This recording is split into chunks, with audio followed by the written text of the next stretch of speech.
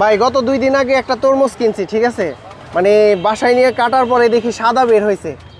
আগে থাকতে কিভাবে চিনবো, মানে এরকম হওয়ার কারণ কি, একটু একটা ধরে আমাদের বুঝিয়ে দেন। এরকম হওয়ার কারণ হচ্ছে আপনি যখন কিনতে যাবেন তখন দোকানদারকে বলবেন ভাই। হ্যাঁ। দোকানদার বললে দোকানদার আপনার তার ভালো নিজ থাকবে। দায়িত্বে দিবে। হ্যাঁ হ্যাঁ, তার নিজ দায়িত্বে দিবে। আর ভাই যদি সবাই তো আপনার- আর মনে করেন আপনার মতো ভালো জিনিস দিবে না। হ্যাঁ হ্যাঁ, ওই সেক্ষেত্রে যে যারা ভালো জিনিস দিবে না তারা ওই যে এইভাবে আপনার মতো ধোকা খাবে। বাসায় নিয়ে দোকানদারি কাটবে না সাদা। খায় সেক্ষেত্রে দোকানদার উপর চাপাই দিবেন আপনারা, হ্যাঁ। তাহলে দোকানদার ওইভাবে দিবে, আপনি আবার রিটার্ন দিতে পারবেন। রিটার্ন হ্যাঁ হ্যাঁ হ্যাঁ, অবশ্যই রিটার্ন নিবে না কেন? কাটলে লাল হবে এরকম। হ্যাঁ ইনশাল্লাহ এরকম লাল হবে। আচ্ছা দেখি তো এটা কিরকম, এই সামনে নিয়ে আসেন। এগুলা কেজি কত করে বিক্রি করতেছেন?